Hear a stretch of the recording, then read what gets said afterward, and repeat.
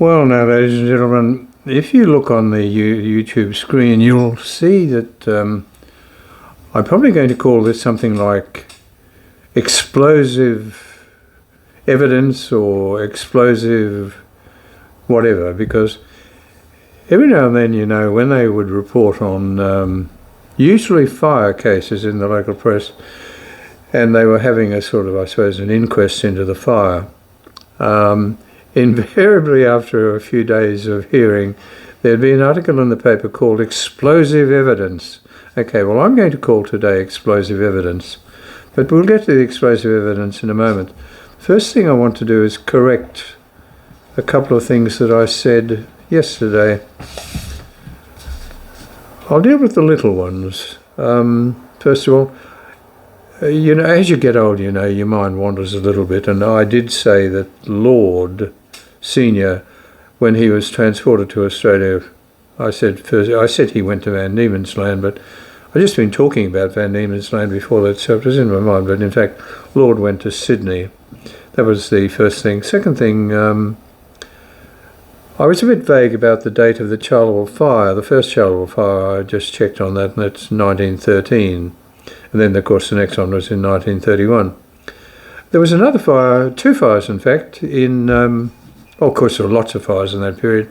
Remember, at the end of 1915, the Catholic Presbytery burnt down. That's in December. And then in April of 1916, the Anglican Presbytery burnt down. And so there was a bit of a burning going on there, and it didn't do the church residences all that much good.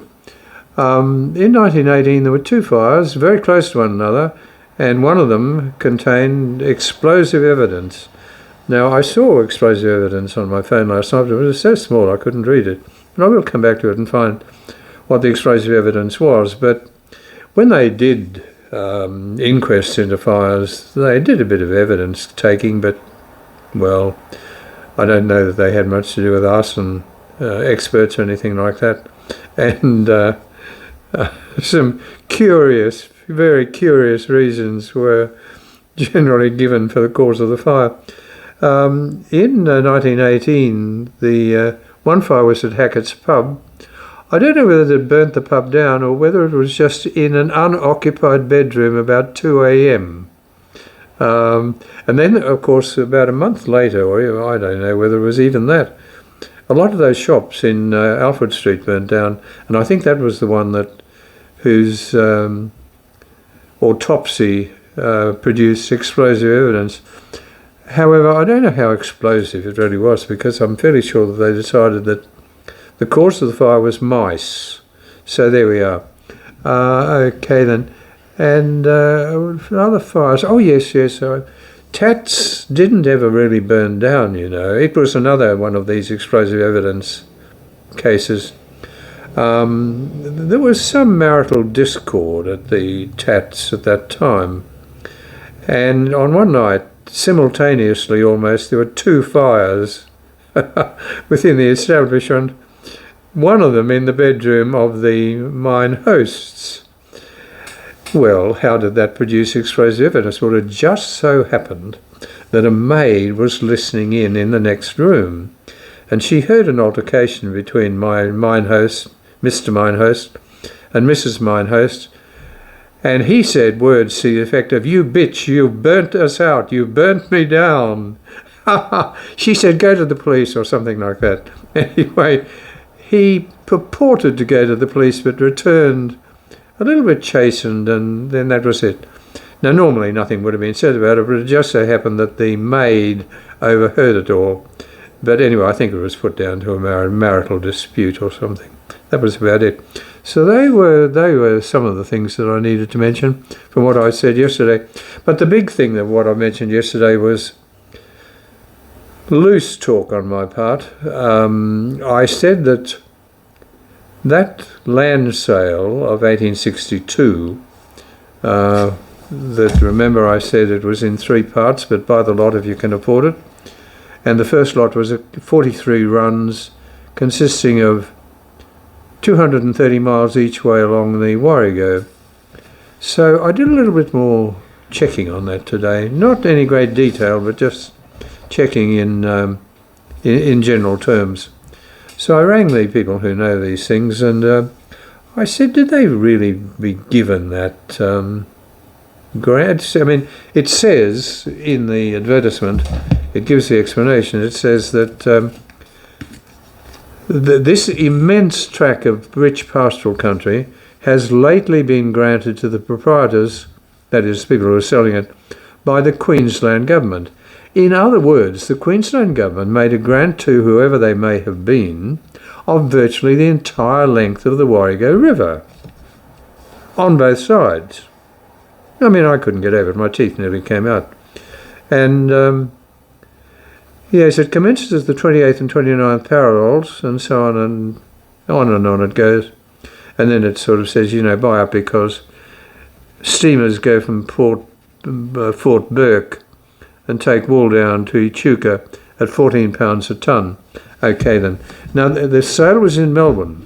Now there was a lot of money in Victoria at that time from the goldfields, and so it would appear, well, I'll get rid of this book. It would appear that Melbourne money, a bit of, you know, money sloshing around after the goldfields, decided to invest in Queensland, and somebody in Queensland, in the government in 1861 or thereabouts, I suppose. Don't know who it would have been. I must have a look and see whether McAllister was about at that time, because McAllister would have been right into it if that were possible. But anyway, this Victorian company was given the grant with all the runs but for virtually the entire length of the Warrego. Well, I thought this is a bit crook. So anyway, I made an inquiry about it today, and they would have had to pay something. They bought the runs and the rights and so on.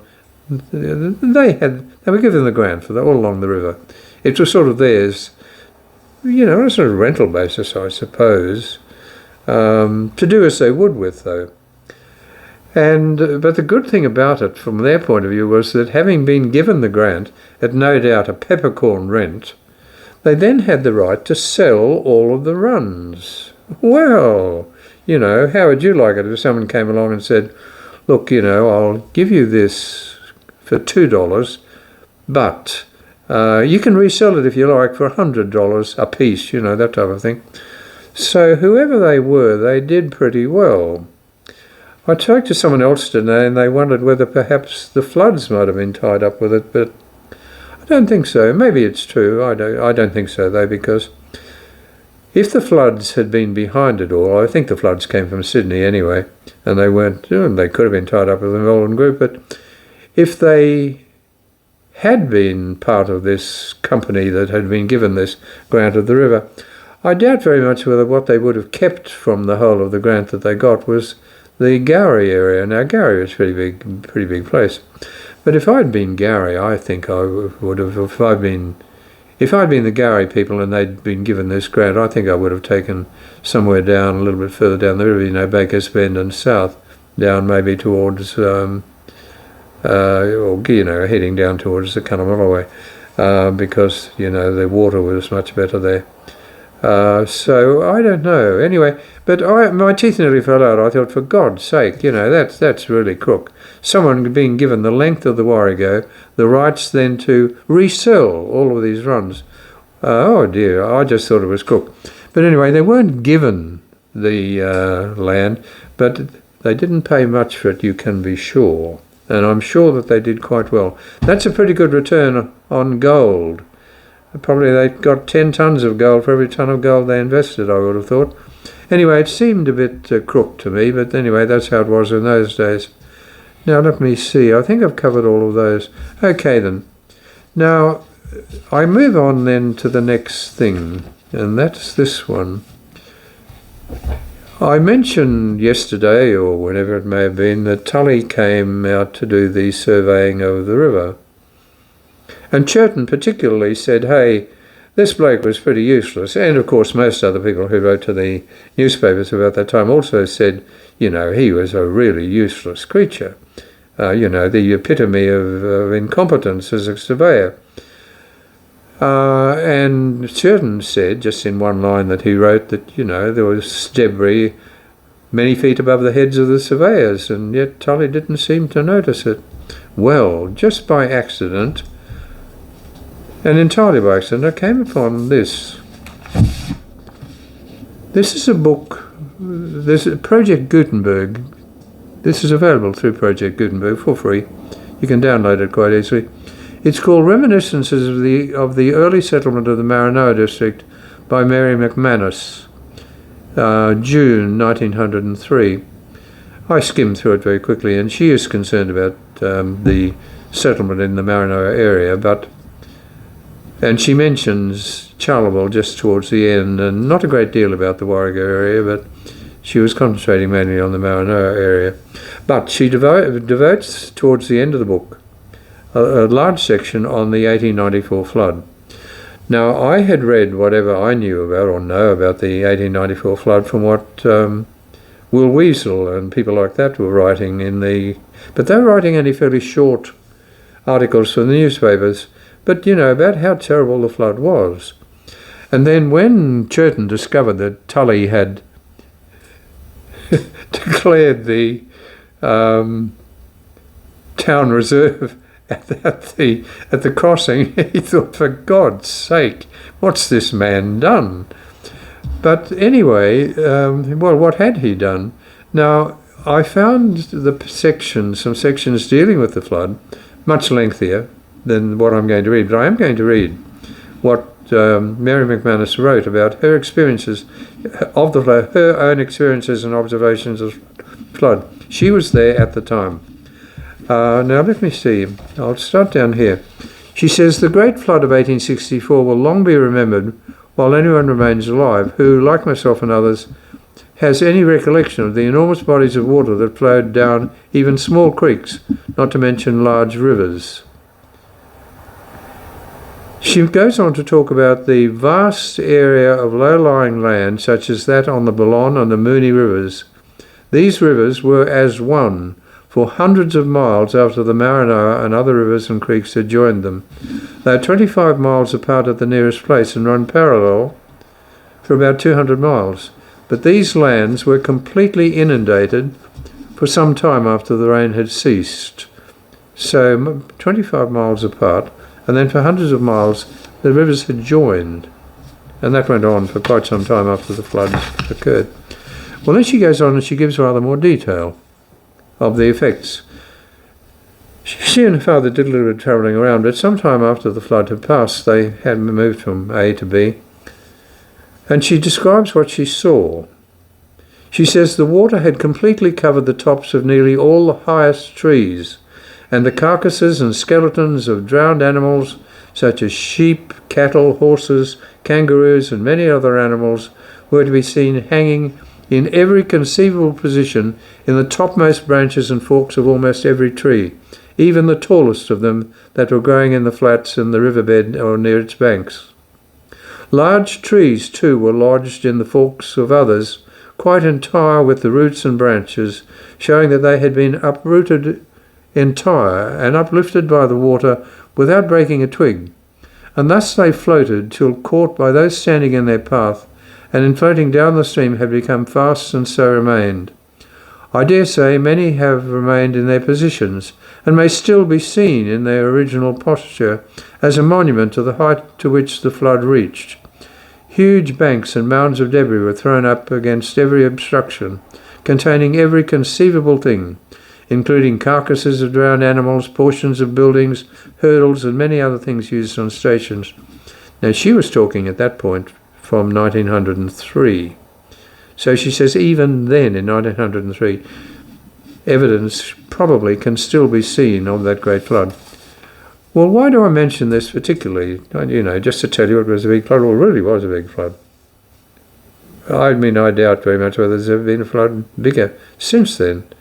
But why do I mention it? I mention it because what Mary McManus saw in 1864, Tully must have seen. Tully passed through all of these areas on his way to Charleville, and not Mangalore, of course. And yet, despite the fact that he must have seen what Mary McManus saw And yet he didn't seem to kind of connect that in any way with his duties as a surveyor to keep people free of this sort of devastation if such a flood should occur again.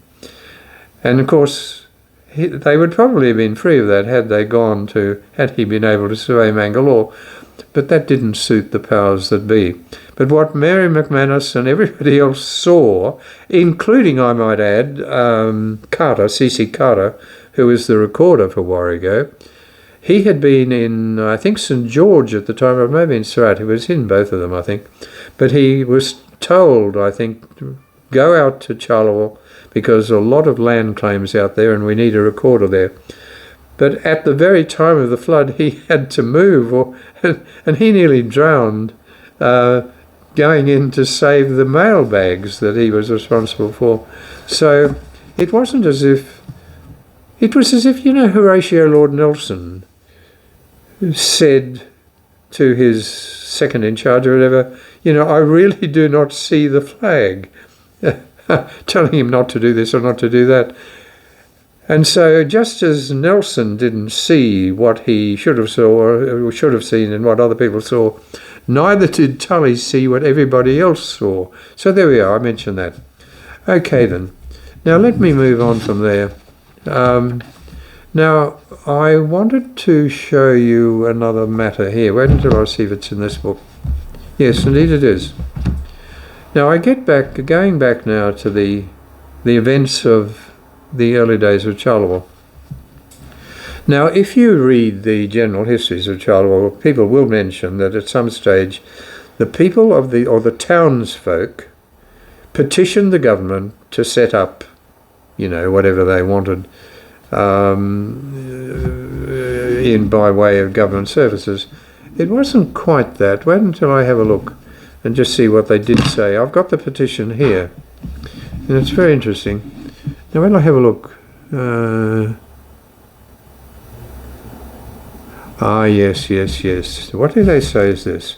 We, the undersigned tradespeople and residents of Charleville, blah blah blah blah blah, want you to cause the present government's reserve to be proclaimed a town reserve, and cause allotments therein to be surveyed and offered for sale by public auction.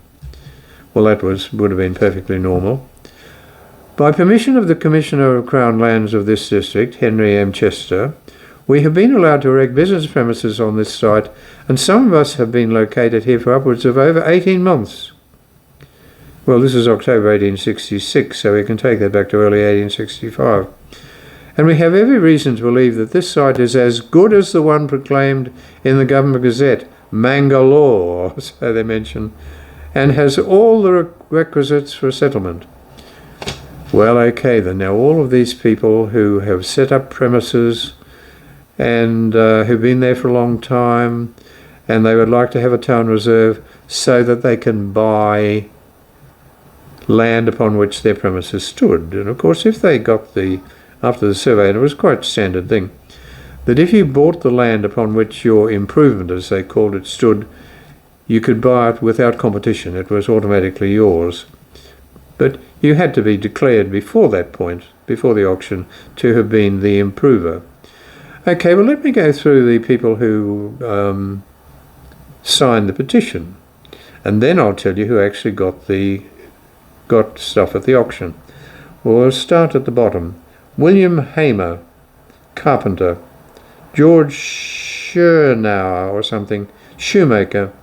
Thomas McKenna, carpenter. William Lee, butcher and householder. Someone may be called D. Connor. Don't know anything more about him. William Lyons, carrier. Abraham Humberdross, blacksmith. William Batsloff, wheelwright and householder. Robert Hodge, builder. Okay, well now 1, 2, 3, 4, 5, 6, 7, 8, 9. I'm up to 9. None of them got anything. And then we come to Louis Janetzkys, publican and householder. Well, in October 1866, if you were to have a bet on the Janetzkys getting anything out of that auction, you'd have been offered, 100 to 1, 1,000 to 1. Now, they did end up with the choicest piece in town.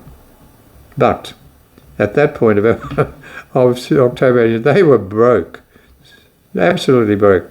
But they had the pub, and under certain onerous conditions, I might add. And then we come to the very top two, Louis Zeeman, householder, and Zeeman and Lewis Carroll, storekeepers and householders.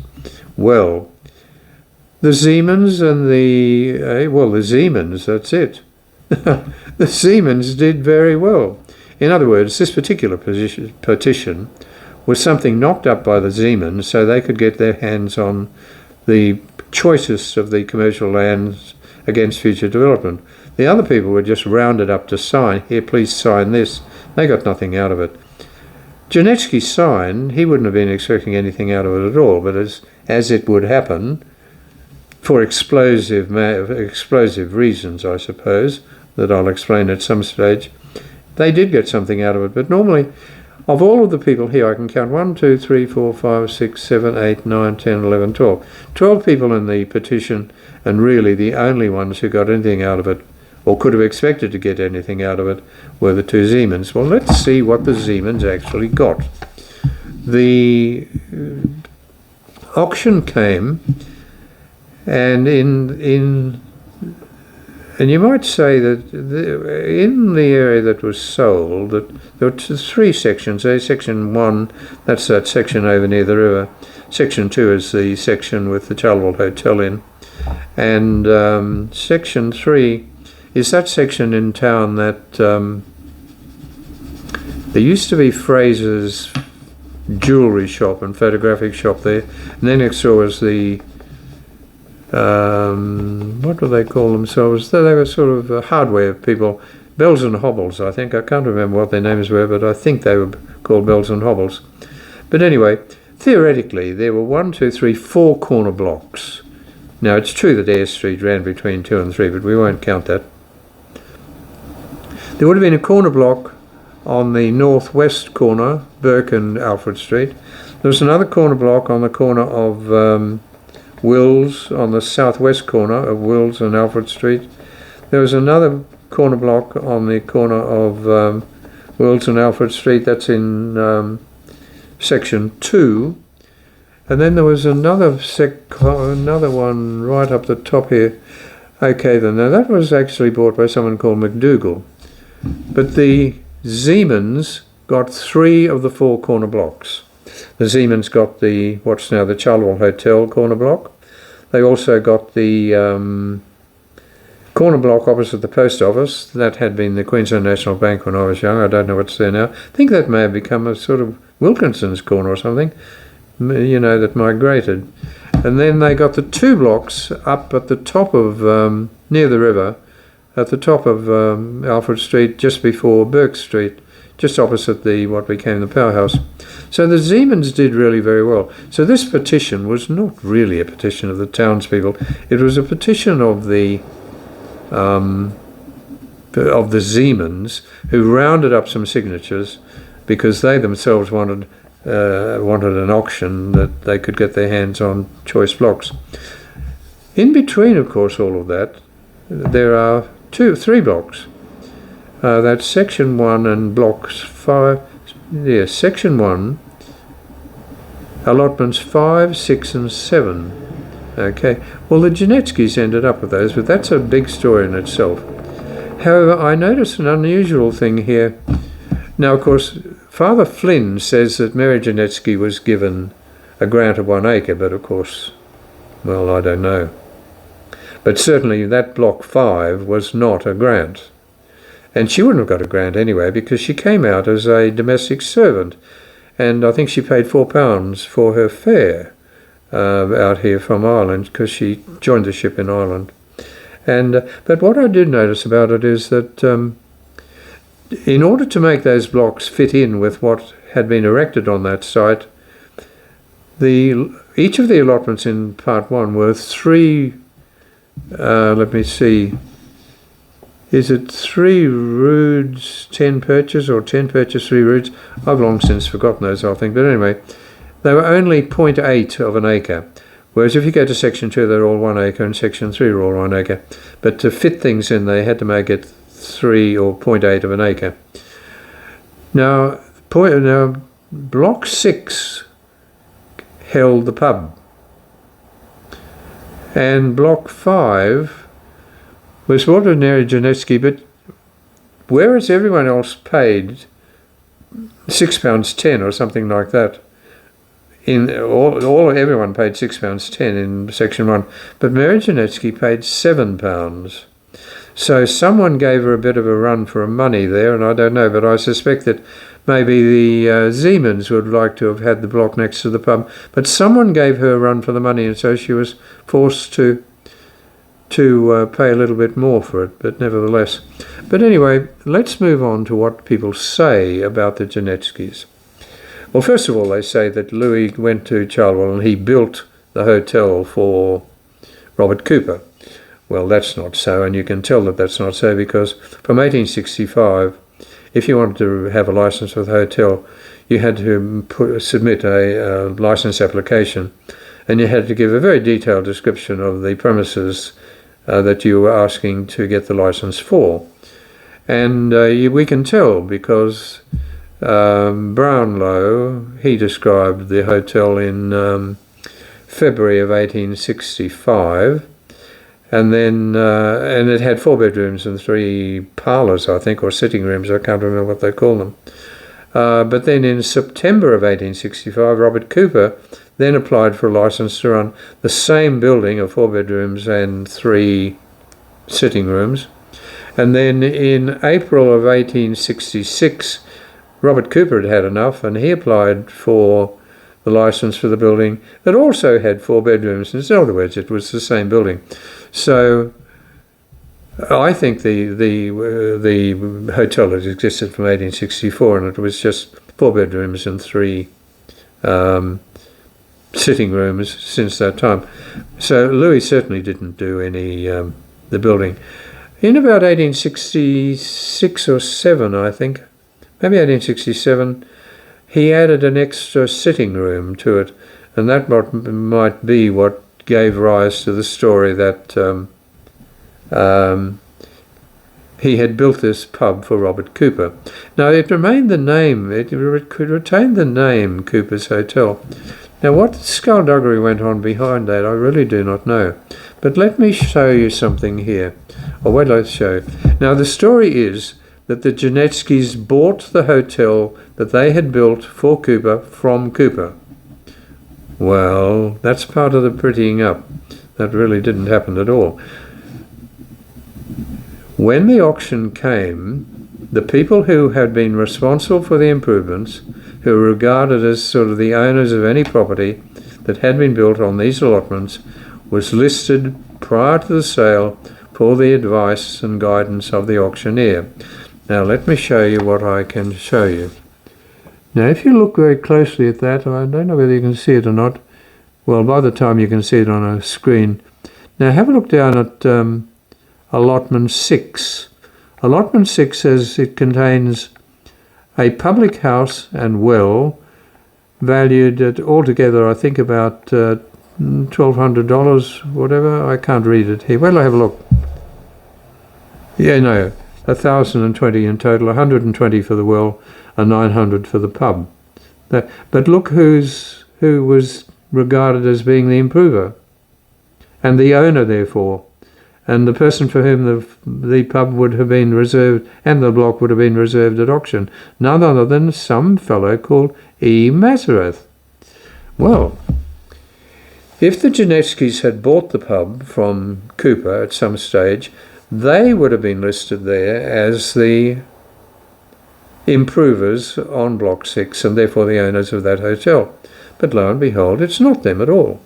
It's E. Mazareth. And so what we should have found in the details later on after the sale was that allotment 6 and the Cooper's Hotel should have been in the sole possession of E. Mazareth. I don't know whether they say of Roma. Wait until I have a look. No, they don't.